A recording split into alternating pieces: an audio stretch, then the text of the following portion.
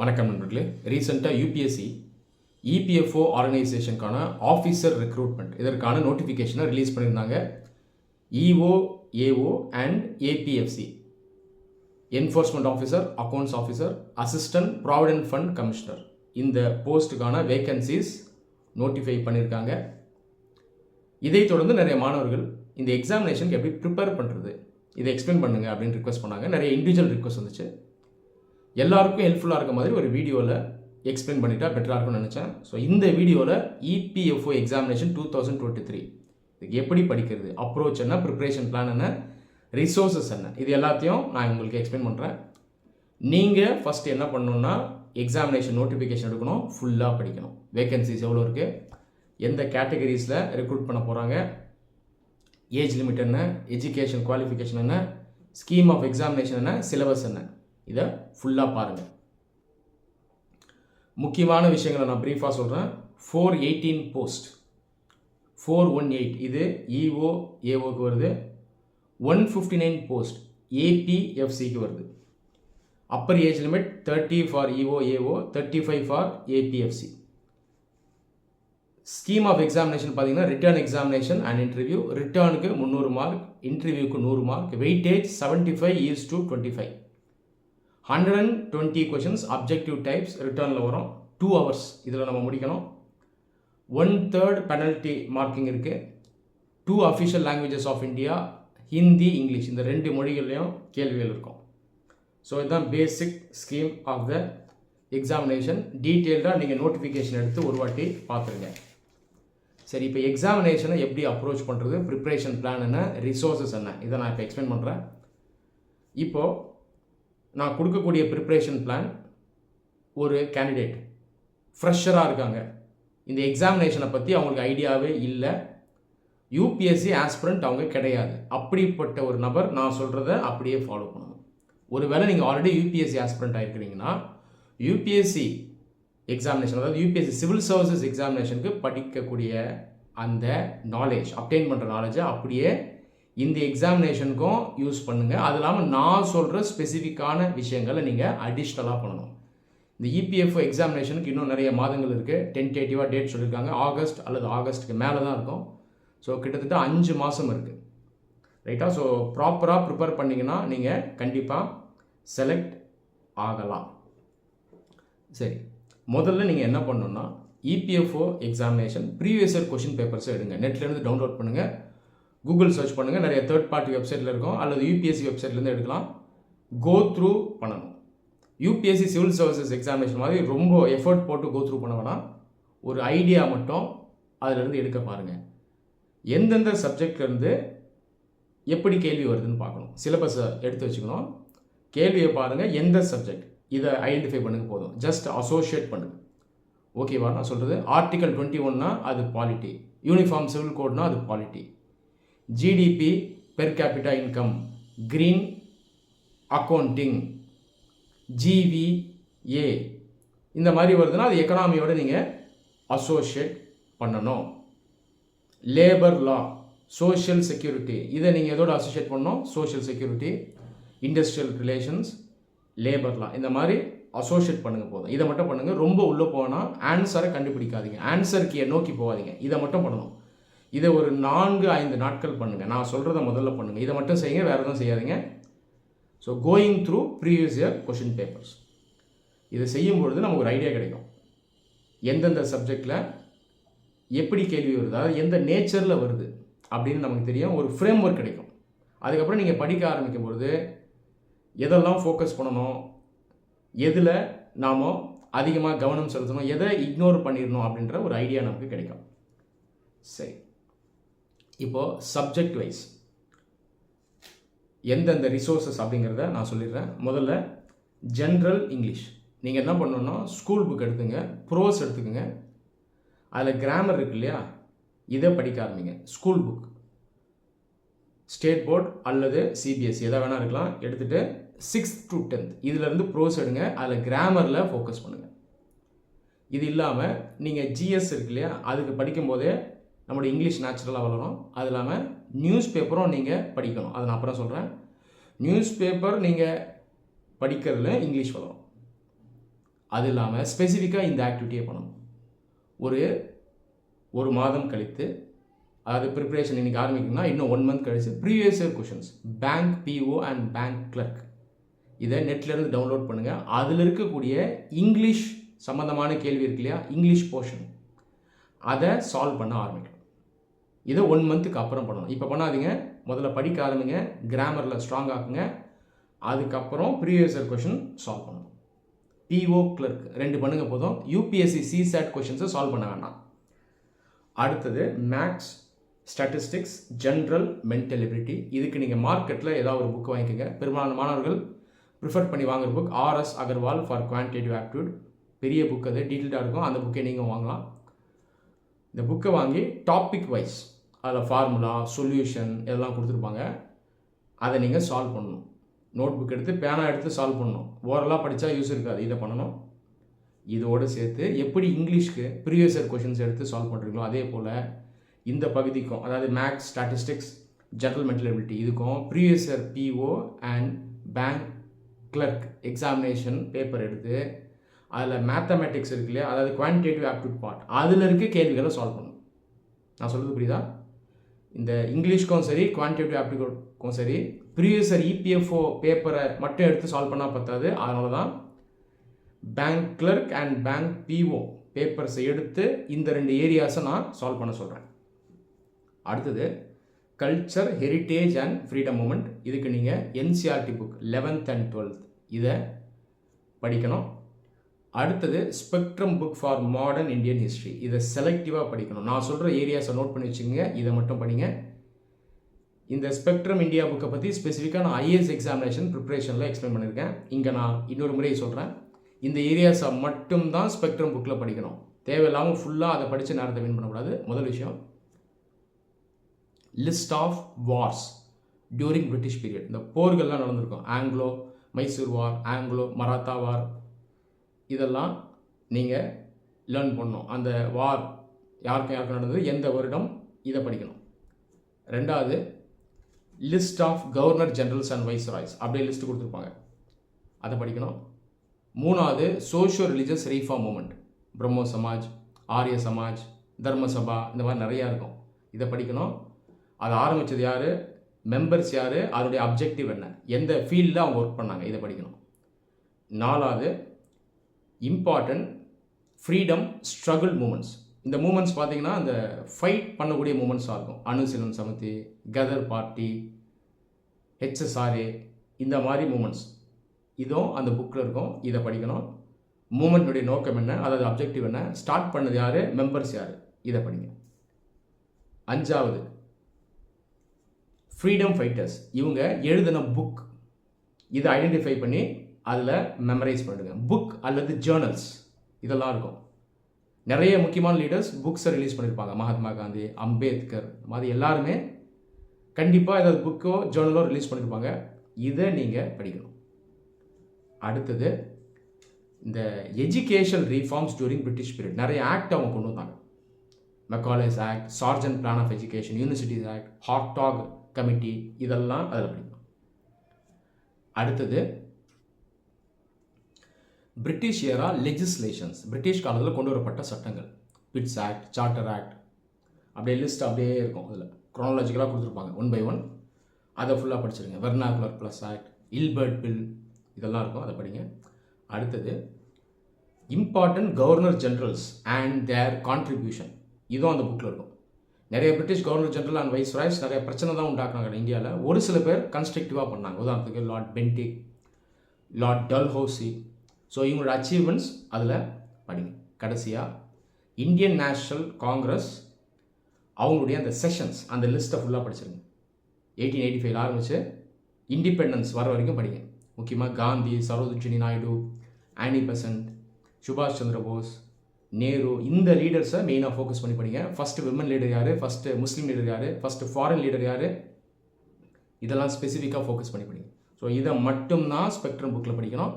செலக்டிவாக நான் சொன்னதை மட்டும் படிங்க, தேவையில்லாமல் ஃபுல்லாக படித்து நேரத்தை வீண் பண்ணாதீங்க. கல்ச்சருக்கு நீங்கள் என்ன பண்ணணுன்னா, NCERT 11th standard book, introduction to Indian art, அதை யூஸ் பண்ணிக்கோங்க. அடுத்து, கரண்ட் அஃபேர்ஸ், நடப்பு செய்திகள், ஏதாவது ஒரு நியூஸ் பேப்பர், ஹிந்து பேப்பர் கஷ்டமாக இருந்தால் இந்தியன் எக்ஸ்பிரஸ் எடுத்துக்கணும். கரண்ட் அஃபேர்ஸ்னால் என்ன, அது எப்படி படிக்கணும் அப்படின்றதுக்கு தனி வீடியோ நான் போட்டிருக்கேன். சிவில் சர்வீசஸ் ஆஸ்பிரன்ஸ்க்கான வீடியோ அது. நீங்களும் அந்த வீடியோவை பார்த்து அதை அப்படியே ஃபாலோ பண்ணுங்கள். நியூஸ் பேப்பர் படிக்கும்போது கண்டிப்பாக நோட்ஸ் எடுக்கணும். இபிஎஃப்ஓ எக்ஸாமினேஷன் வரும்போது சிவில் சர்வீசஸ் எக்ஸாமினேஷனுக்கு கரண்ட் அஃபேர்ஸில் நீங்கள் படித்து எலாபரேட்ஸாக நோட்ஸ் எடுக்கணும். இதில் அந்த அளவுக்கு எலாபரேட்டாக எடுக்க வேணாம், எல்லா ஏரியாஸ்லாம் ஃபோக்கஸ் பண்ணுங்கள். ஆனால் நீங்கள் மெயினாக இபிஎஃப்ஓ எக்ஸாமினேஷன் சிலபஸில் கொடுத்துருக்கூடிய சப்ஜெக்ட்ஸ் இருக்கு இல்லையா, அதில் அதிகமாக ஃபோக்கஸ் பண்ணணும். உதாரணத்துக்கு பாலிட்டி, எக்கனாமி, சயின்ஸ், சொசைட்டி, இதில் அதிகமாக ஃபோக்கஸ் பண்ணுங்கள். ரைட்டா? அது இல்லாமல் ஏதாவது ஒரு கரண்ட் அஃபேர்ஸ் காம்பிலேஷன், மந்த்லி காம்பிலேஷன் ஒன்று ஃபாலோ பண்ணிங்க. ஏதாவது ஒன்று உங்களுக்கு ரீட் பண்ண ஈஸியாக இருக்கணும், அண்டர்ஸ்டாண்டபிளாக இருக்கணும், காம்ப்ரஹென்சிவாக இருக்கணும். ஏதாவது ஒரே ஒரு காம்பிலேஷனை ரெகுலராக ஃபாலோ பண்ணுங்கள் எக்ஸாம் வர வரைக்கும். அடுத்து பாலிட்டிக்கு லக்ஷ்மிகாந்த் புக்கை ரெஃபரன்ஸாக வச்சுக்கோங்க. இபிஎஃப்ஓ எக்ஸாமினேஷனுக்கு லக்ஷ்மிகாந்த் புக்கை ஃபுல்லாக படிக்கணும்னு அவசியம் இல்லை. உங்களுக்கு நான் என்ன சஜஸ்ட் பண்ணுவேன்னா, Tata McGraw-hill general studies manual அப்படின்னு ஒரு புக் இருக்கும், பெருசாக இருக்கும். அதை வாங்கி அதில் கன்சால்டேட்டாக முக்கியமான ஏரியா மட்டும் பாலிட்டியில் கொடுத்துருப்பாங்க, அதை நீங்கள் படிச்சுக்கோங்க. அதை தாண்டி ரெஃபரன்ஸ்க்கு லக்ஷ்மிகாந்த் புக்கை வச்சுக்கோங்க. ஸோ இபிஎஃப்ஓ எக்ஸாமினேஷனுக்கு அளவாக படித்தா போதும். ஸோ இந்த மேனுவலில் இருக்கக்கூடிய பாலிட்டி இருக்கு இல்லையா, அந்த போர்ஷனை நீங்கள் அதிகமாக ஃபோக்கஸ் பண்ணி படிங்க. சிலபஸில் கவர்னன்ஸ் அண்ட் கான்ஸ்டியூஷன் 2 கொடுத்துருக்காங்க. ஸோ டாடா மெக்ரா புக்கில் இந்த 2 ஏரியாஸ்லேயும் நீங்கள் ஃபோக்கஸ் பண்ணணும். அடுத்து டெவலப்மெண்டல் இஷ்யூஸ், பாப்புலேஷன், குளோபலைசேஷன். இதுவும் நீங்கள் டாடா மெக்ரா-ஹில் மேனுவல்லிருந்து கவர் பண்ணிவிடுங்க. டெவலப்மெண்ட் இதெல்லாம் அதில் இருக்கும், அதை ஃபுல்லாக அதில் முடிச்சிடுங்க. அது இல்லாமல் இந்த போர்ஷன்ஸ் எக்கனாமிலையும் கவர் ஆகும். அடுத்த area Indian economy. NCERT book 10th and 11th Indian economic development, இதை படிக்கணும். டாடா மெக்ரா-ஹில் மேனுவல் இருக்கு இல்லையா, அதில் எக்கனாமிக் போர்ஷனை நல்லா ஸ்ட்ராங்காக பார்த்துங்க. 3வது இந்தியன் பட்ஜெட், இந்த வருஷத்துக்கான பட்ஜெட், இதை பார்த்துட்டு போகணும். பட்ஜெட் எப்படி படிக்கிறது, இதுக்கு தனி வீடியோ இருக்குது நம்ம சேனலில். இங்கிலீஷ் வீடியோ தான் அது, சிம்பிளான இங்கிலீஷில் எக்ஸ்பிளைன் பண்ணியிருக்கேன். எக்கனாமிக் சர்வேயை படி நிறைய பேர் சொல்லுவாங்க, அது படிக்க வேண்டாம். பட்ஜெட்டை தான் நம்ம மெயினாக ஃபோக்கஸ் பண்ணி படிக்கணும். ஸோ பட்ஜெட்டை ப்ராப்பராக படிச்சுட்டு போங்க. கடைசியாக ஒரு புக்கை ரெஃபரன்ஸ் வைக்கலாம். ரமேஷ் சிங் புக்கை ரெஃபரன்ஸ் வைங்க. பெரிய புக் அது, அதை பார்த்து பயப்பட வேணாம். ரெஃபரன்ஸ்க்கு தான். ஒரு சில முக்கியமான ஏரியாஸில் நாலேஜ் இல்லை, அதில் சில ஃபேக்ட்ஸ் நமக்கு தேவைன்னா அந்த புக்கை நீங்கள் ரெஃபரன்ஸாக யூஸ் பண்ணுங்கள். அடுத்த subject accounting principles, auditing and insurance. இதுக்கு NCERT book 11th and 12th இதை படிங்க. அது இல்லாமல் மார்க்கெட் புக் ஒன்று வாங்க, introduction to accountancy, S Chand அப்படின்னு ஒரு புக் இருக்குது மார்க்கெட்டில். சின்ன புக்கு தான், ஆனால் ரொம்ப ஹெல்ப்ஃபுல்லாக இருக்கும். இந்த புக்கை வாங்கி படிங்க. அடுத்தது இது ஒரு முக்கியமான செக்ஷன், இபிஎஃப்ஓ ஆர்கனைசேஷனுக்கு ரெலவெண்ட்டான section, industrial relations and labour laws. இதுலேயும் கேள்வி வரும். நான் இதுக்கு புக் எதையும் ஸ்பெசிஃபிக்காக சஜஸ்ட் பண்ண விரும்பலை. ஆனாலும் நீங்கள் இந்தியா இயர் புக்கை எடுத்து இந்தியா இயர் புக்கில் இந்த ஏரியாஸை நீங்கள் கவர் பண்ணணும். லேபர், இண்டஸ்ட்ரி, அது இல்லாமல் சோஷியல் வெல்ஃபேர் ஸ்கீம்ஸ், இதை மட்டும் இந்தியா இயர் புக்கில் கவர் பண்ணணும்.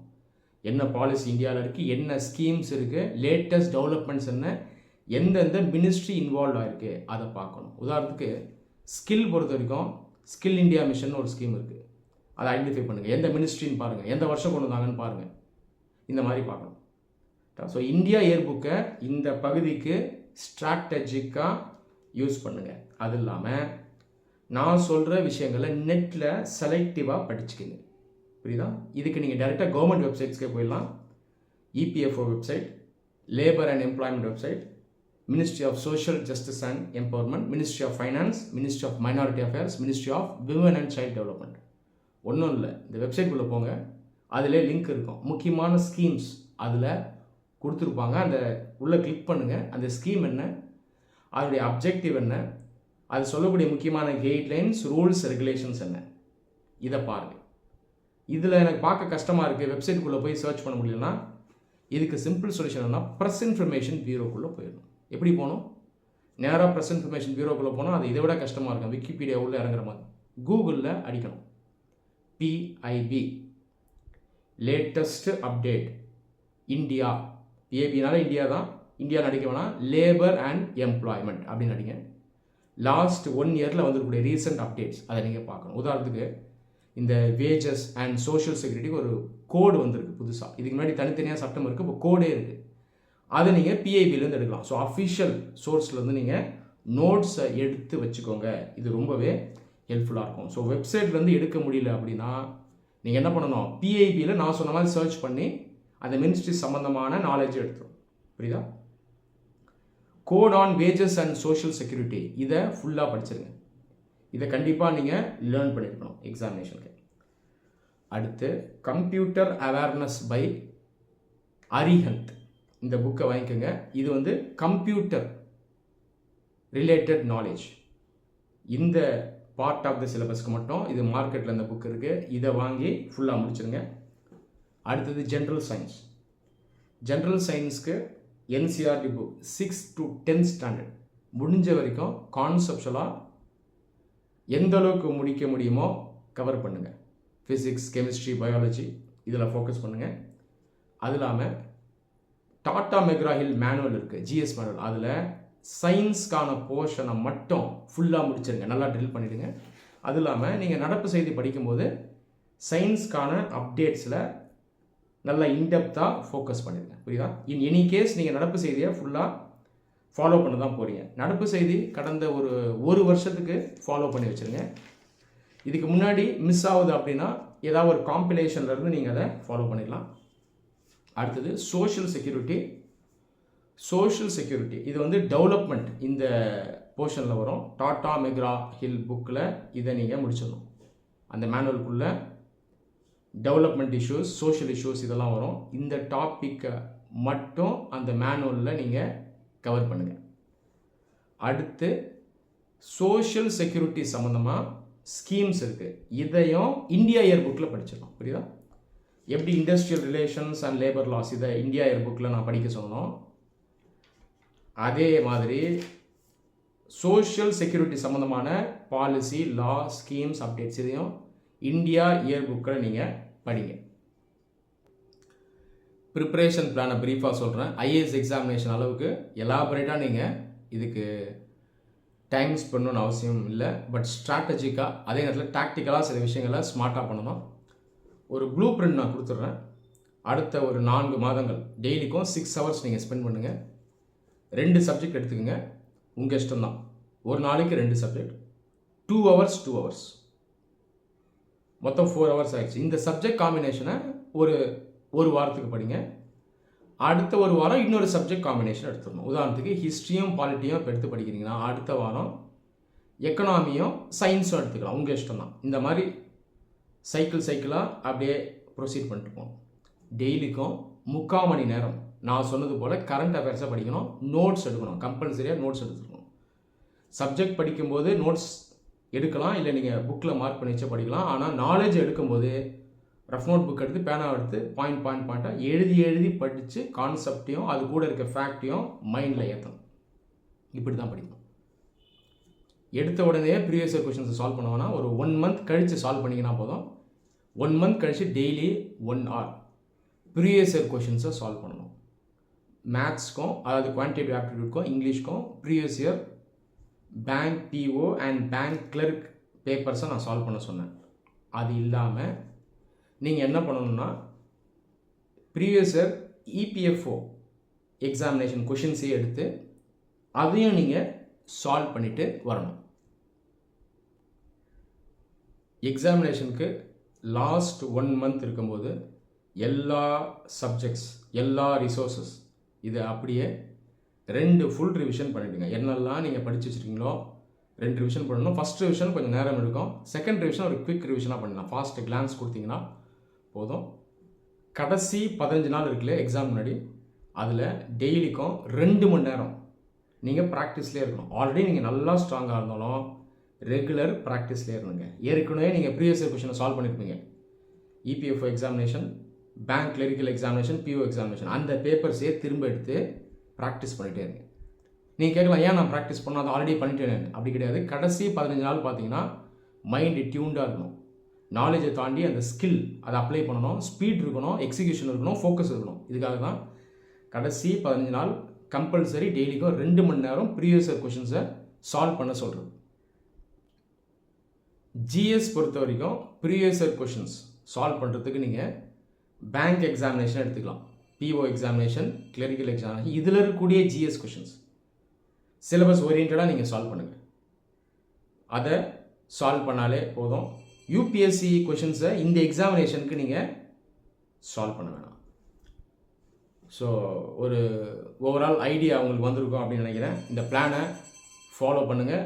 இது நானாக டிவைஸ் பண்ண ஒரு பிளான். ரொம்ப ஸ்ட்ரெஸ் இருக்காது, அதே நேரத்தில் இது எஃபெக்டிவாக இருக்கும்.